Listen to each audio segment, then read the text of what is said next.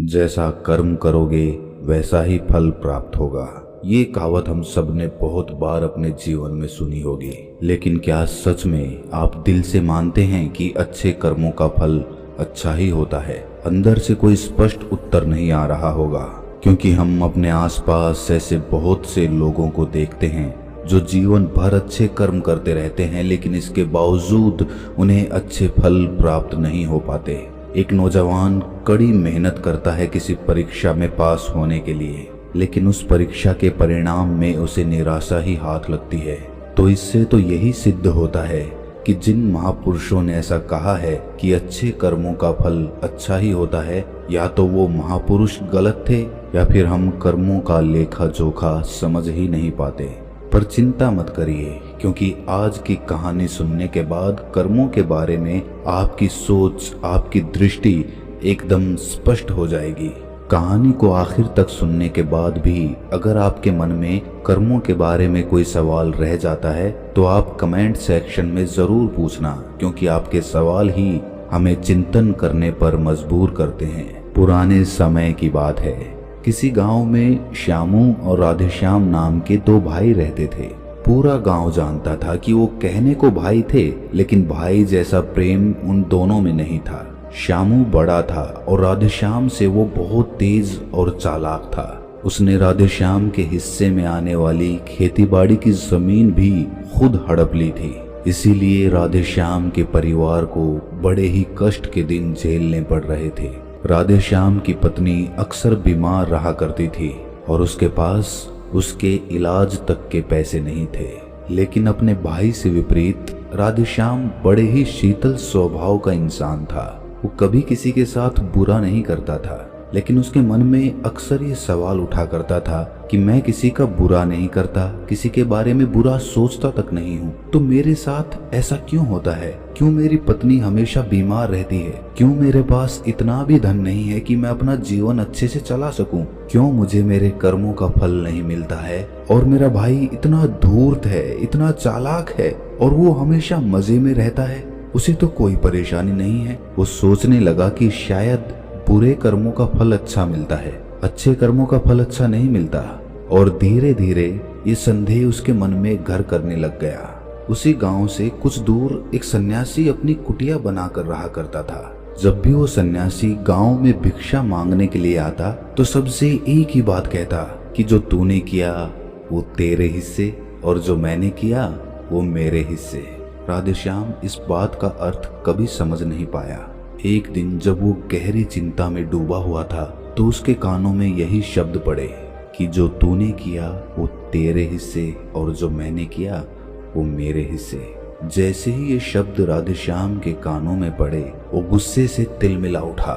उसने गुस्से में उस सन्यासी से कहा कि महात्मन, आप हमेशा एक ही बात का रट लगाते रहते हैं जिसका कोई मतलब नहीं है। अगर आपकी बात सत्य होती तो मैं जीवन में अच्छे कर्म करते आया हूँ, तो मेरे हिस्से में तो अच्छे ही कर्म होने चाहिए थे, अच्छा ही फल प्राप्त होना चाहिए था, लेकिन मुझे कुछ भी अच्छा फल प्राप्त नहीं हुआ। मेरी पत्नी हमेशा बीमार रहती है, खाने तक के पैसे नहीं होते हमारे पास। सन्यासी ने बड़े ही शांत स्वर में कहा कि ऐसा प्रतीत होता है बंते कि परिस्थितियों से तुम हार मान चुके हो। कठिन परिस्थितियों ने तुम्हारी सोच पर गहरा असर डाला है। बुरे समय ने तुम्हारी सोच भी बदल कर रख दी है। तुम एक काम करना, आज संध्या समय कुछ फल लेकर मेरे आश्रम में आना, फिर मैं तुम्हारे सारे सवालों के जवाब दूंगा। और ये कहकर वो सन्यासी अपना भिक्षा पात्र लेकर अगले घर की तरफ निकल जाता है। संध्या समय राधेश्याम ने कुछ फल खरीदे और गांव से दूर उस सन्यासी की कुटिया की तरफ निकल पड़ा। जैसे जैसे वो रास्ते पर आगे बढ़ रहा था, उसे अथाह शांति का अनुभव हो रहा था, क्योंकि रास्ता गांव से दूर था, इसीलिए उसमें कोई हलचल नहीं थी। बस रास्ते में जगह जगह कुछ लंगूर और बंदर दिखाई दे रहे थे। राधेश्याम के मन में आया कि वो कुछ फल उन बंदरों और उन लंगूरों को खिला दे, लेकिन फिर उसने सोचा कि अगर मैं फल लेकर सन्यासी के पास नहीं गया तो मेरे सवालों के जवाब मुझे नहीं मिलेंगे। इसीलिए बंदरों से वो फल बचाता हुआ उस सन्यासी की कुटिया तक पहुंचा। जैसे ही राधेश्याम उस कुटिया में पहुंचा, वैसे ही सन्यासी बोल पड़ा, अगर मन में था तो ये फल खिला क्यों नहीं दिए बंदरों को? ये सुनकर राधेश्याम आश्चर्यचकित रह गया। सन्यासी को कैसे पता चला कि उसके मन में बंदरों को फल खिलाने की इच्छा उठी थी। उसने पूछा कि महात्मन, आपको कैसे पता कि मैं बंदरों को फल खिलाना चाहता था? सन्यासी ने बड़े ही शांत स्वर में कहा कि जरूरी ये नहीं है कि मुझे कैसे पता चला, हम तो सन्यासी हैं, सबके मन की बात पढ़ लेते हैं। जरूरी ये बात समझना है कि जिस तरह एक बछड़ा हजारों गायों के बीच अपनी माँ को ढूंढ लेता है, उसी प्रकार कर्म अपने कर्ता को ढूंढ ही लेता है। ये कर्म मेरे हाथों ही होना लिखा था। और ये कहकर सन्यासी ने उसके हाथ से फल लिए और बंदरों को खिलाना शुरू कर दिए। राधेश्याम इस बात का मतलब समझ नहीं पाया, इसीलिए उसने उस सन्यासी से सवाल किया कि महात्मन, मैं आपकी बात का आशय समझ नहीं पाया, कृपया करके मुझ अज्ञानी को इसका मतलब समझाने की अनुकंपा करें। सन्यासी ने बड़े शांत स्वर में कहना शुरू किया कि बनते, मनुष्य को हमेशा यही लगता है कि वही करने वाला है, वही करता है और वही कर्म करेगा। लेकिन समझने की बात ये होती है कि कर्म आपका खुद चुनाव करता है, आप कर्म का चुनाव नहीं करते। अगर आप किसी कर्म को करने के योग्य हैं तो हजारों लोगों के बीच में से कर्म आपको अपने आप ढूंढ कर निकाल लेगा। इसीलिए योग्य बनने पर ध्यान दो, कर्म करने पर ध्यान मत दो। अगर तुम सिर्फ कर्म करने पर ध्यान दोगे तो कभी योग्य नहीं बन पाओगे। योग्य बनने के लिए जिन कर्मों की आवश्यकता होती है, पहले उन छोटे छोटे कर्मों को करना शुरू करो, और जब तुम योग्य बन जाओगे तो बड़ा कर्म या कहें कि मुख्य कर्म या फिर जिस कर्म के लिए तुम बने हुए हो वो कर्म तुम्हारे पास खुद चल कर आएगा। उदाहरण के लिए तुम इन बंदरों को देखो। इन बंदरों ने छोटे छोटे कर्म करके पेड़ों पर चढ़ना सीखा, गुलाटियां लगाना सीखा, और इसी प्रकार छोटे छोटे कर्म करते हुए ये मुझ तक पहुंच गए। और मुझ तक पहुंचने के बाद इनके पास इनका खाना खुद ही पहुंच गया। इसीलिए अपनी रोजमर्रा की जिंदगी में छोटे छोटे कर्म करते हुए अपने आप को योग्य बनाते जाओ, और जब तुम योग्य बन जाओगे तो अपने आप बड़ा लक्ष्य तुम्हें प्राप्त हो जाएगा। सन्यासी ने अगला कथन कहना शुरू किया जो कि बहुत ही जरूरी था, ध्यान लगाकर सुनना। अगर तुम योग्य बनने के लिए कर्म नहीं करोगे तो दूसरे लोगों के कर्म भी तुम्हें प्रभावित करने लगेंगे। उदाहरण के लिए तुम्हारी पत्नी कई दिनों से बीमार है। तुम अक्सर यही सोचते हो कि मुझे किन कर्मों की सजा मिल रही है, लेकिन समझने की बात ये होती है कि तुम्हारी पत्नी बीमार अपने कर्मों की वजह से है, तुम्हारे कर्मों की वजह से नहीं है। तुम्हारे कर्म तो अच्छे हैं, लेकिन क्या पता तुम्हारी पत्नी के कर्म अतीत में अच्छे ना रहे हों, जिसकी वजह से वो बीमार हो गई हो, और तुम्हारी पत्नी के कर्मों की वजह से तुम्हें भी दुख झेलना पड़ रहा है। और इसी प्रकार बहुत से मनुष्य अपने बच्चों की वजह से, अपने परिवार की वजह से, इन सब की वजह से खुद दुख झेल रहे होते हैं। लेकिन जरा सोचो, अगर तुम योग्य होते तो तुम अपनी पत्नी का खुद इलाज करवा पाते, उसकी बीमारी दूर करवा पाते। और क्या पता अगर तुम योग्य होते तो तुम्हारा किसी दूसरी स्त्री के साथ विवाह हुआ होता जो स्वस्थ होती।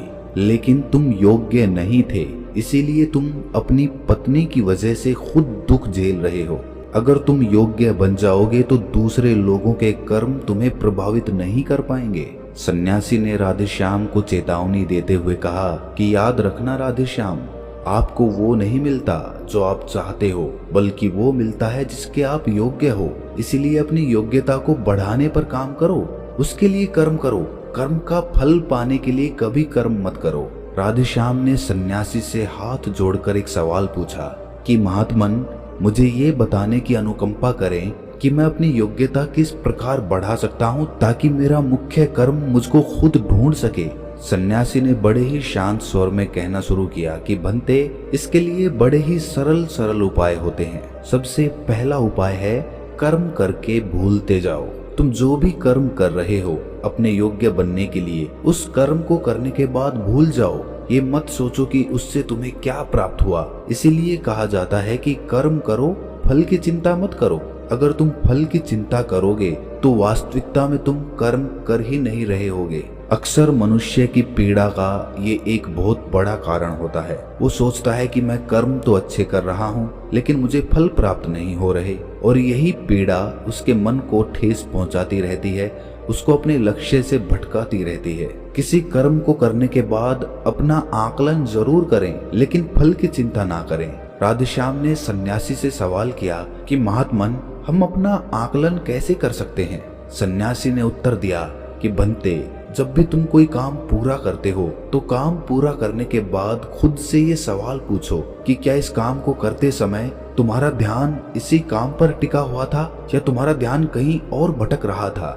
इस तरह तुम खुद का आकलन कर पाओगे कि तुम कितने ध्यान के साथ उस काम को कर रहे थे, और जितने ध्यान से तुम किसी कर्म को करोगे उतनी ही तुम्हारी योग्यता बढ़ती जाएगी। और अगर तुम यूं ही बस पूरा करने के लिए किसी कर्म को करते रहोगे तो उस कर्म से तुम कभी भी योग्य नहीं बन पाओगे। वो कर्म तो पूरा हो जाएगा लेकिन उसका फल तुम्हें प्राप्त नहीं होगा। इसीलिए अपना आकलन इस प्रकार करो कि तुम्हारा ध्यान वहां पर टिका हुआ था या नहीं था, या तुम्हारे विचार तुम्हें कहीं भटका ले गए थे। और कोशिश करो कि तुम्हारे विचार अगली बार जब तुम ये कर्म करो तो उसी कर्म पर टिके रहें, इधर उधर दूसरी बातों में भटके ना। राधेश्याम ने इस पर एक सवाल पूछा कि महात्मन, जब भी हम कोई कर्म करते हैं तो हमारा मन विचारों से ग्रस्त हो जाता है, वो तरह तरह की बातें सोचने लगता है, तो हम किस तरह अपने मन को एक ही कर्म पर टिका कर रख सकते हैं? इसके लिए कोई उपाय बताएं। सन्यासी ने इसका उत्तर देते हुए कहना शुरू किया कि बनते, जब भी तुम किसी कर्म को करते समय अपना पूरा भाव उसमें डाल देते हो तो तुम्हारे विचार उसी कर्म पर केंद्रित रह सकते हैं। पूरी निष्ठा, प्रेम और सद्भाव के साथ किया गया कर्म तुम्हारे विचारों को इधर उधर नहीं भटकने देता।